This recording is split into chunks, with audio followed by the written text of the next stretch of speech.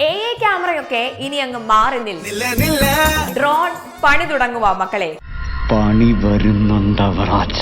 നമസ്കാരം, പൊസയിലേക്ക് സ്വാഗതം.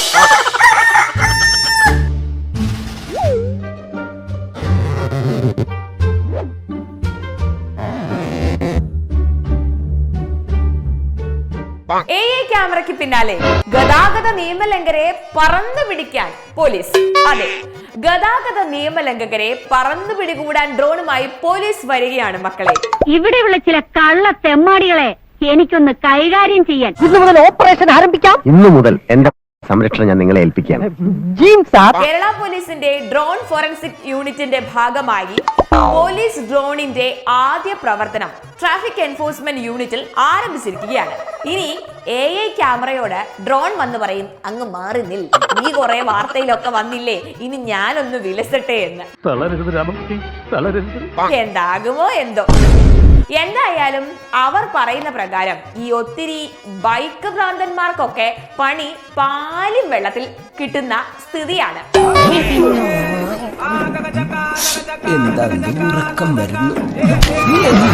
അങ്ങനെ മുങ്ങാൻ നോക്കണ്ടോ. ബൈക്ക് റേസിംഗും ബൈക്ക് സ്റ്റണ്ടിങ്ങും നടത്തുന്നവർ, പിന്നെ ഈ നമ്പർ പ്ലേറ്റിലും വണ്ടിയിലും ഒക്കെ മോഡിഫിക്കേഷൻ വരുത്തുന്നവരൊക്കെ ഉണ്ടല്ലോ, അവരുടെ പിന്നാലെ പറന്നു വന്ന് അവരുടെ ചിത്രങ്ങൾ ഡ്രോൺ അങ്ങ് ഒപ്പിയെടുക്കുമത്രേ.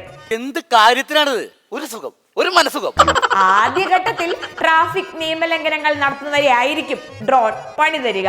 ബൈക്ക് റേസിംഗും ബൈക്ക് സ്റ്റണ്ടിങ്ങും ഒക്കെ നടത്തി നല്ല ചെത്തി പോകുന്നവരൊക്കെ ഇല്ലേ, അവരെ പിന്തുടർന്ന് വാഹനത്തിന്റെ രജിസ്ട്രേഷൻ നമ്പർ ഡ്രോണിൽ ഘടിപ്പിച്ചിട്ടുള്ള ക്യാമറ അങ്ങ് ഒപ്പിയെടുക്കും.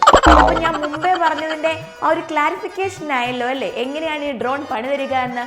ഒരു തരത്തിലും എന്നെ ജീവിക്കാൻ സമ്മതിക്കില്ലെന്ന് ഉറപ്പിച്ച് തീരുമാനിച്ചിറങ്ങിയിരിക്കുകയാണല്ലേ.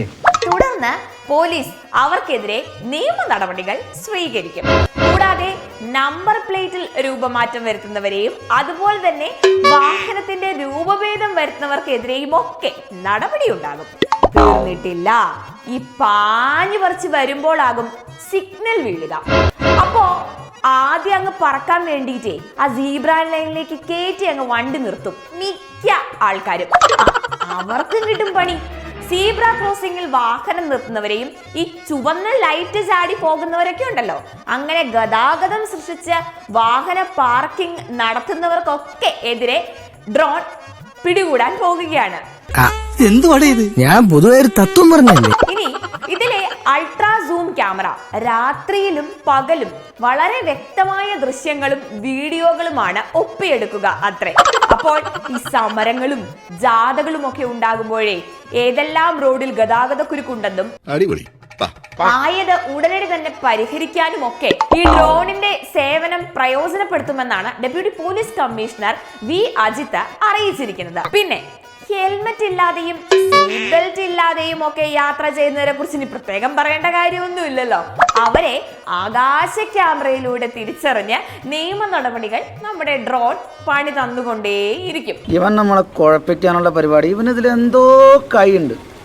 എന്നിട്ട് മൊത്തത്തിൽ പറഞ്ഞാൽ AI ക്യാമറ കൊണ്ടുള്ള തലവേദന മറക്കാൻ കച്ചയും കെട്ടി ഇറങ്ങിയിരിക്കുകയാണ് നമ്മുടെ പോലീസ് ഏമാന്മാർ. ആവേശം കൊണ്ട് ഓരോന്ന് വിളിച്ചു പറഞ്ഞ് തടിയേടാക്കണ്ട, പണിയെടുക്കാതെ ജീവിക്കാൻ നോക്ക്. പിന്നെ പുൽക്കൈ ഞമ്മളും വണ്ടിന്റെ അല്ലേ, കുത്തും ആലോചിക്കണം. കണ്ട അണ്ടനും അടവണ്ണൊക്കെ വോട്ട് ചെയ്താല് ഇങ്ങനെയൊക്കെ ഉണ്ടാവും. അവസാനം ഇനി ഡ്രോൺ ഇനി എന്തെല്ലാം പൊല്ലാപ്പാണോ വരുത്തി വെക്കാൻ പോകുന്നത്. അല്ല, AI ക്യാമറ ഉണ്ടാക്കിയ നാണക്കേട് മാറി തുടങ്ങിയിട്ടില്ല. അതിനു മുന്നേ അടുത്തതിനി കാത്തിരുന്ന് കാണാം.